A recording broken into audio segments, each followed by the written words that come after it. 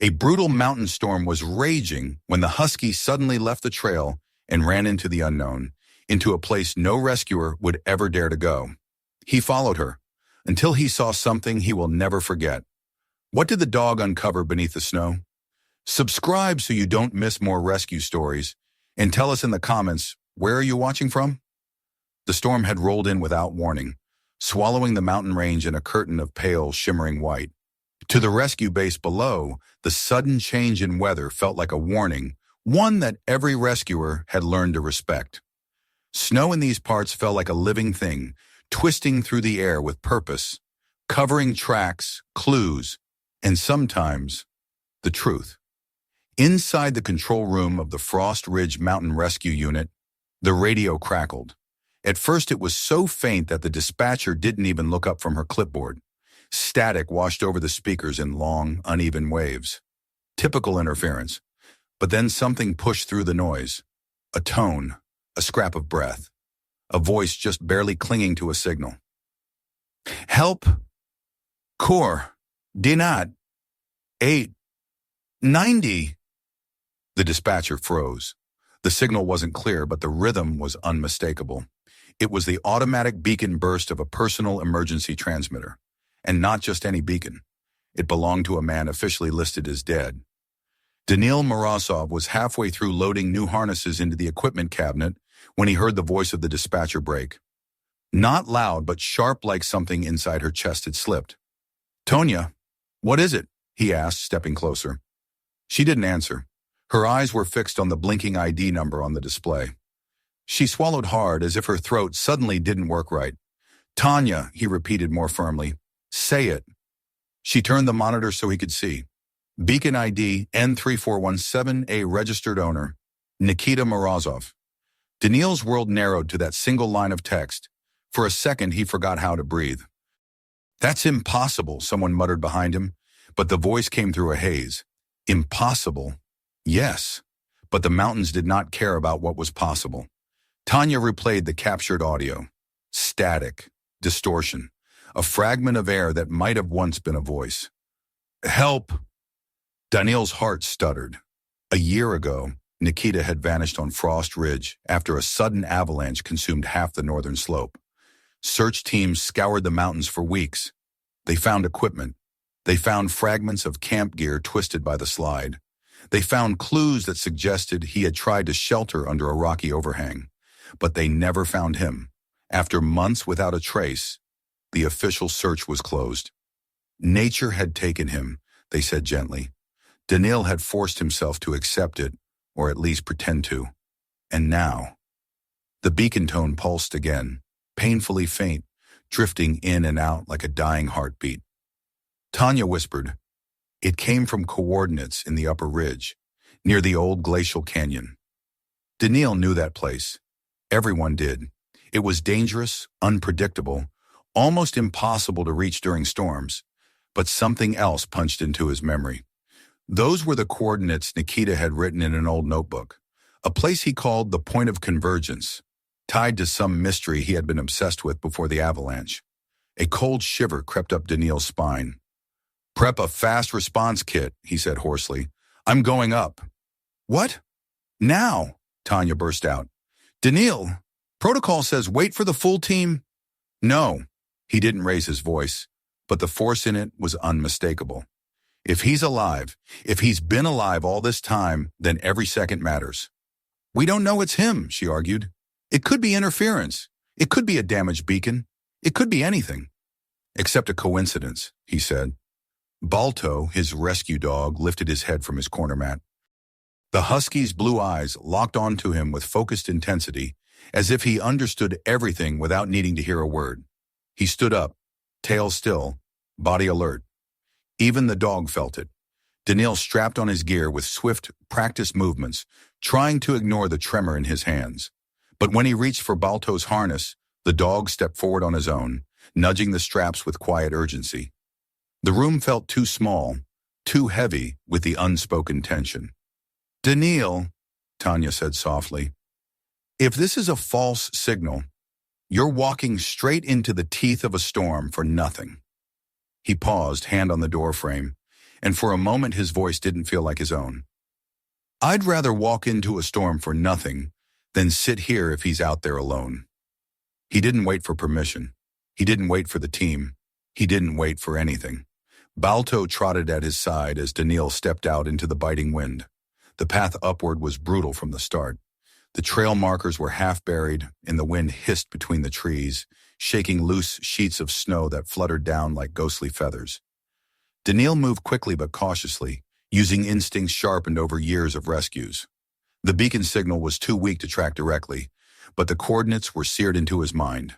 Balto remained several steps ahead, pausing occasionally to glance back, his breath forming thin clouds that drifted upward into the storm's throat.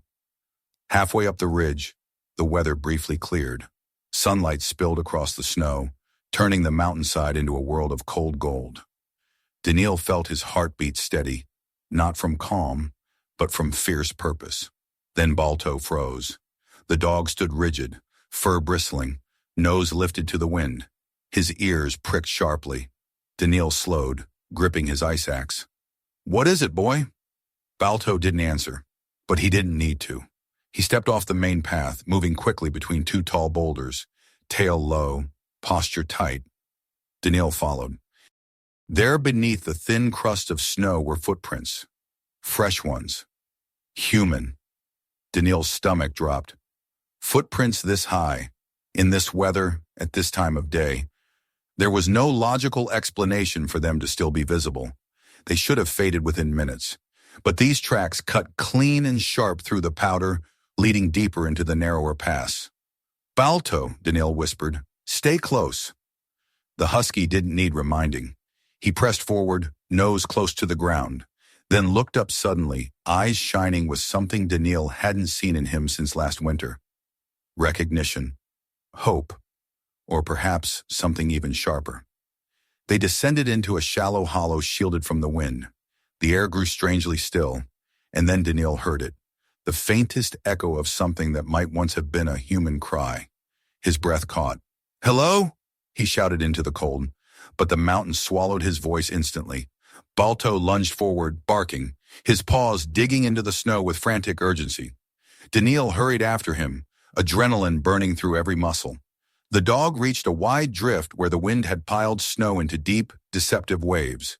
And then, without hesitation, Balto began digging. Hard, fast, as if the thing beneath the snow meant everything to him. "Balto!" Daniil called, stumbling down the slope. "Balto, wait!" Balto didn't wait. Snow flew in frantic bursts behind him as he dug with desperate strength. Daniil's pulse pounded as he dropped to his knees. He brushed aside a layer of snow and froze. A shape, not visible, not clear, just the edge of something pale, something still. A hand. Fingers curled slightly inward as if reaching for something that had never arrived. Daniil stumbled backward, heart slamming inside his chest. Not because of the shock of seeing a hand in the snow he had seen tragedy before, but because the sleeve around that hand, the material of that jacket, it was a jacket he had seen every day in old photos. Nikita's jacket. Balto whimpered softly, brushing his snout against the snow near the buried arm, tail tucked low. The dog didn't step away. He didn't bark. He simply stayed pressed close, as if refusing to let the cold take the person beneath again. Daniil's throat tightened so painfully he nearly couldn't breathe. This can't be real," he whispered. But it was real. More real than anything he had faced in these mountains before. And somewhere above them, from deeper in the ridge, something metallic clinked against stone, as if someone else was watching. Someone who didn't want to be found. Daniil turned sharply, eyes scanning the ridge, senses wired with sharp instinct. The mountains seemed to stare back, silent and unreadable. Balto growled low, a warning. Daniil swallowed hard. He wasn't alone. The beacon signal, the fresh footprints, the buried hand, all of it pointed to a truth he wasn't ready to face but could no longer avoid. "Nikita," he whispered, voice cracking. "What happened to you?" The wind didn't answer, but the mountains seemed to hold their breath, and the story, the one everyone thought ended a year ago, was only beginning. The wind shifted as Daniil knelt beside the snowdrift, carrying with it a low, distant hum from the mountains, an eerie, almost melodic sound that only the high ridges could produce. It slid across the slopes like a whisper, brushing against Daniel's ears in fragile, broken notes. Balto stayed close, his thick fur pressed lightly against Daniel's side, as though anchoring him to the moment. The husky's breathing was fast but steady, each exhale forming a cloud that drifted upward and vanished. Daniil swallowed the tightness in his throat and forced himself to look again. The arm buried in the snow was still, pale against the cold white. The jacket sleeve was unmistakable, dark blue reinforced on the elbow, with a faint frayed line along the seam. Nikita had worn that jacket on countless hikes, refusing to replace it even when the fabric began to wear thin. "It still works," he had always said, with a grin that infuriated Daniil just enough to make him smile back. But something else tugged at the corner of Daniil's mind, an instinct sharpened by years of experience. This wasn't what a year-old snow burial looked like. The snow around the arm was soft, freshly fallen, and uncompressed. The storm had covered it not long ago, days perhaps, hours even, which meant the person under the snow had not been buried a year ago. "Balto," Daniil whispered, though the dog had never looked away. "Easy, boy." He brushed away a bit more snow, not trying to uncover the entire body, only enough to confirm what he needed to know. Enough to understand the truth waiting in this silent, frozen hollow. But before he could move further, Balto stiffened. His ears shot upward, his head jerking toward the left, toward the ridge wall that towered above them, like a colossal stone barrier dusted with white. His eyes narrowed, alert and sharp. Daniil followed the dog's gaze. Someone had been here. He could feel it as surely as he felt the cold biting through his gloves. He scanned the ridge until his eyes settled on something half-hidden, a patch of disturbed snow where someone had clearly stepped. And not long ago, the edges of the footprint were still defined, the indentation unmarred by drifting powder. His breath caught in his chest. Someone else had stood here. Someone who saw the buried body. Someone who left when they heard Daniil approaching, or when they saw Balto digging. Daniil rose slowly to his feet. "Hello?" he called out, voice firm but wary. "Is anyone there? I'm with the rescue team. If you need help, speak up." The mountains remained painfully, deliberately silent. Balto let out a low rumble of a growl, barely audible but steady. Not angry, cautious. Daniil felt the same. He turned his attention back to the snow, brushing aside a thin layer near the hand, and froze again. Next to the buried sleeve lay something metallic and rusty, half pressed into the snow as if dropped in haste. Daniil carefully lifted it. The metal was cold, rough, and surprisingly heavy for its size. It was no ordinary piece of debris. It was a rectangular plate, worn by time, coated in rust and patches of dirt, but it was the symbol engraved on the surface that made Daniil's pulse stutter. A spiral simple but precise, intersected by 3 straight lines that crossed through its curves like cuts in stone.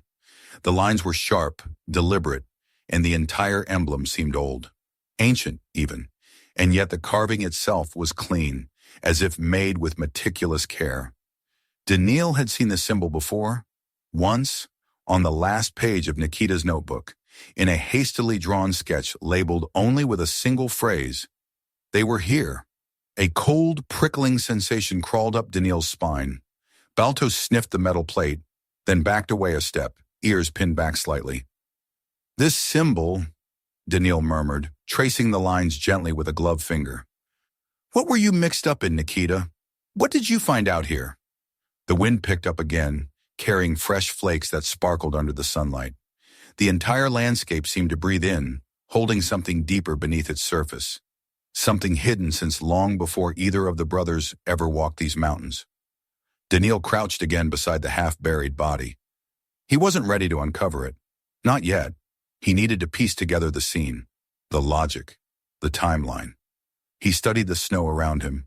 Fresh tracks formed a chaotic pattern, some leading toward the cliff, others disappearing toward the narrow path behind the boulders. There was no blood, no sign of a struggle. Just disturbed snow, footprints in the eerie plate, which pointed to one conclusion. Someone else had uncovered the body first. Someone had been searching. And someone had fled when they heard Balto barking. Daniil's chest tightened. If the person hiding nearby had anything to do with Nikita's disappearance, if they were involved in what his brother had been investigating, then Daniil and Balto were not alone on this mountain. Not even close. Balto suddenly lunged toward a cluster of stones near the ridge wall, barking sharply. He didn't run far, just enough to press his nose into the snow and snort with urgency. He glanced back at Daniil, eyes intense. "You found something," Daniil said, following quickly but cautiously. At first glance, there was nothing unusual about the stones. Snow covered them in uneven layers, and the shadows cast by the midday sun made the edges look jagged. But then Daniil saw it, a faint indentation behind the largest rock, just barely noticeable. Someone had been crouched there, watching. His breath went cold. He knelt and brushed away the powder, revealing another footprint, larger than the earlier ones, and pressed deeper. The weight distribution made it clear. Whoever this was had been standing still for a while, observing the scene, observing him. "Who are you?" Daniil whispered under his breath. Balto circled the stones anxiously, then stopped and growled softly toward a path leading upward, toward the higher ridge. The footprints continued in that direction, leading to an area few people dared approach, especially during storms. "It's no coincidence," Daniil muttered. "None of this is a coincidence." He turned back to the body, feeling torn.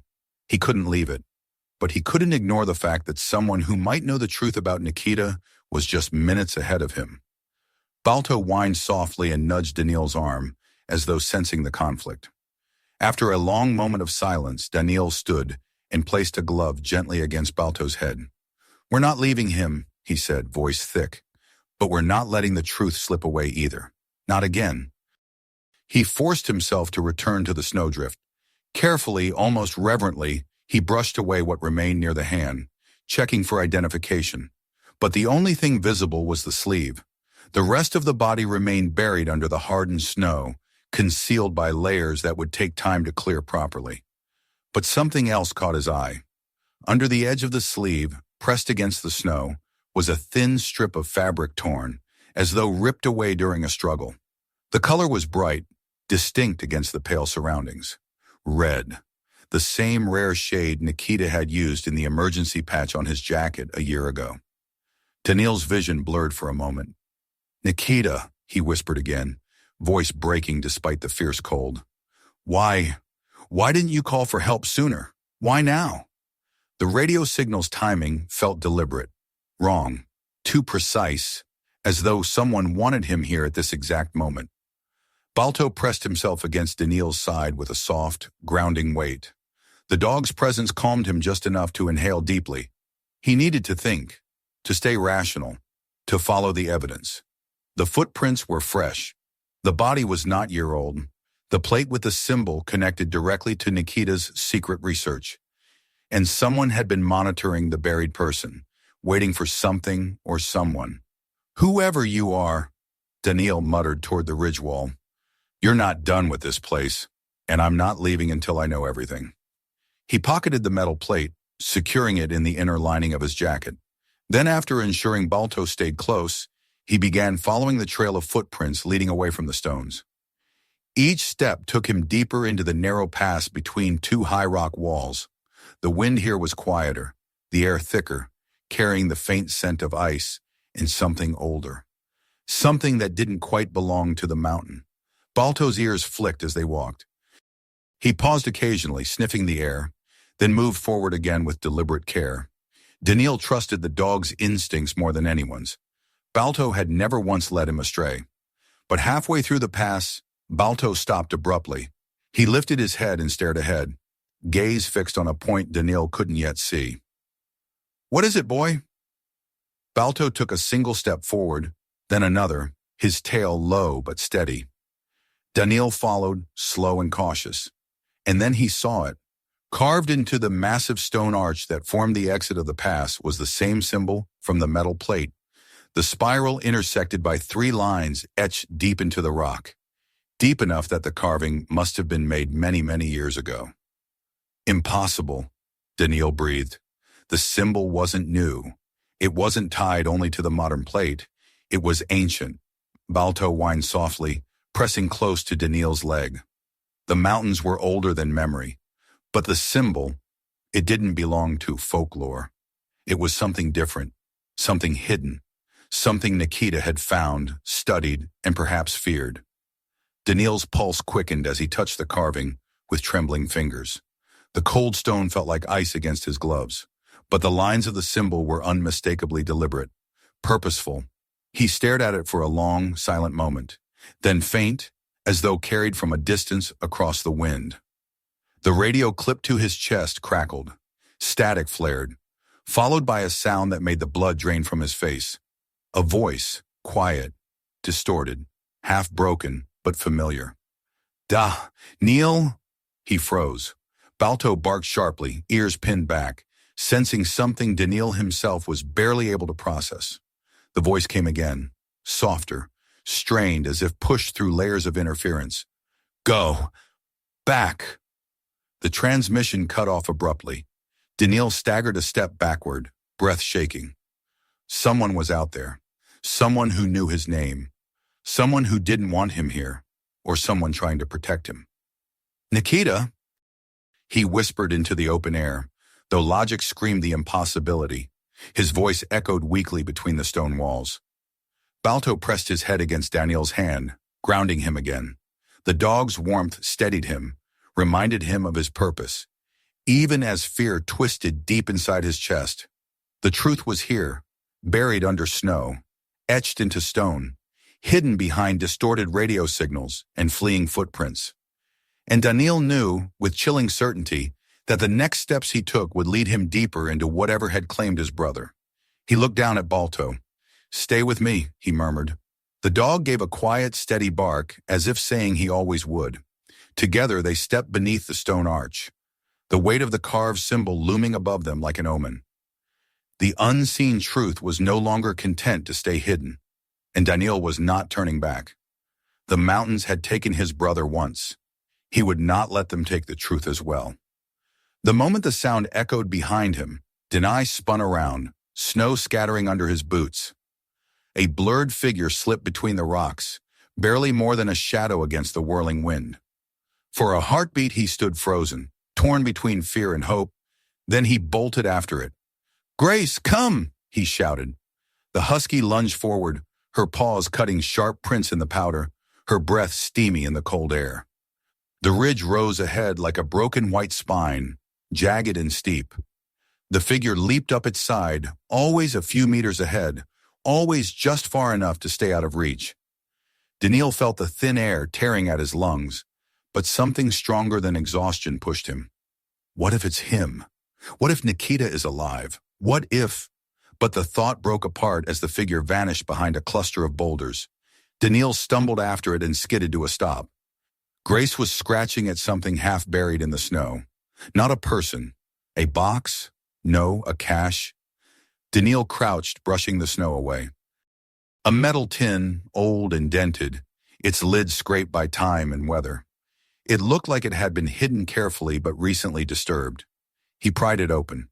Inside lay a torn notebook, a few loose pages wrapped in a strip of faded cloth. The handwriting, messy, rushed, unmistakable, stabbed him straight through the chest. Nikita's. His fingers trembled as he unfolded the first page. "If this finds you, Dan, then maybe I was right. Maybe Grace will bring you." Daniil's throat tightened. Grace sat beside him silently, as if understanding every word. "I survived the avalanche. Barely. But what I found under the ice was no cave. It was the old facility the legend spoke about, not abandoned, sealed." Daniil felt the cold deepen around him. He read on. "There is something down there. Something they tried to hide decades ago. A discovery too dangerous to lose, or to let be found." He turned another page. "They're hunting me. Not the mountains, not the storm. People." A shiver crawled up Daniil's spine. The symbol carved on the rusty plate flashed through his memory, the spiral split by 3 lines.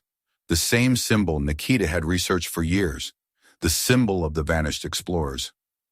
"I don't know how long I can stay free. If something happens to me, Grace knows the place. She chased me through the tunnels once. She'll remember." Daniil stopped reading. Grace was staring ahead, ears perked, as if she'd been waiting for this moment all along. Then she began to walk, not running, not sniffing at random, just walking with calm certainty, like following a map only she could see. Daniil gathered the pages, shoved them into his jacket, and followed her. They reached a cluster of pine trees, their branches heavy with frost.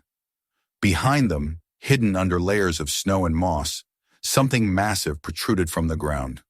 A collapsed archway, stone torn apart by time and nature. And on the cracked slab above the entrance, just barely visible under ice, the same spiral symbol. Daniil felt a wave of dizziness. His brother had been here, not a year ago recently, very recently. Grace stood at the threshold, tail low, her body tense. She did not bark. She only watched the darkness inside, waiting. Daniil took a breath and stepped forward. Before he could move, the radio on his shoulder crackled to life with a burst of static. "Neil! Daniil!" He froze. The voice, shaken, breathless, distorted, was impossibly familiar. "Daniil! Don't go in!" His heart slammed against his ribs. "Nick!" he whispered. The signal broke with a violent burst of noise. Grace whimpered, pressing closer to him. Daniil stared at the darkness of the tunnel, his hands trembling. This wasn't over, not even close. And for the first time since he'd heard the impossible signal, he realized he might not be chasing a ghost. He might be chasing the truth. The tunnel swallowed the daylight behind him, layer by layer, until only the thin beam of Daniil's flashlight carved a fragile path through the darkness. The air inside was shockingly cold, colder than the world of ice outside, as if the mountain itself breathed frost. Grace walked close to his leg, her ears pinned back, her steps slow and reluctant. She didn't like this place, and that alone told Daniil that everything written in Nikita's diary was true. The tunnel wasn't natural, its walls were too smooth, the angles too precise.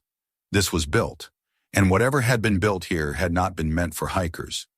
After several meters, the tunnel widened. The light from Daniil's flashlight slid over the floor, revealing disturbed snow, broken ice, and the unmistakable drag marks of a struggle. His breath hitched. Someone had been here. Recently. Maybe hours ago. Grace sniffed the ground and let out a low rumble. Not quite a growl, but a warning. "Easy, girl," Daniil whispered, though his own voice trembled. "We just need to see what happened." He moved toward a cluster of fallen beams and shattered crates. Among them, caught on a jagged piece of wood, something glinted, a fragment of dark cloth. He reached for it. It was part of a jacket sleeve. Nikita's. The fabric was torn violently, threads stretched apart. Daniil felt his stomach twist into a painful knot. He forced himself to keep searching, brushing snow aside until his fingers hit something harder, smoother. Carved wood. A message. Scratched by someone desperate. He brought the flashlight closer. On the wall, cut with a knife or a sharp stone, were the words, "I am not alone. If you are reading this, leave." They came back. Daniil staggered back as if struck. His heart hammered in his chest. The heaviness in the air felt suffocating now, like the mountain was pressing in from all sides. "Nikita, what happened to you?" he whispered. The radio crackled just once. A faint hiss, then silence. No voice followed this time. Grace took a step back. Her fur stood on end. A shadow flickered at the edge of the tunnel. Not imagined, not a trick of the light. Something moved deeper inside. Daniil froze. Grace gave a sharp, guttural bark, one she used only when something was dangerously close. The figure did not approach.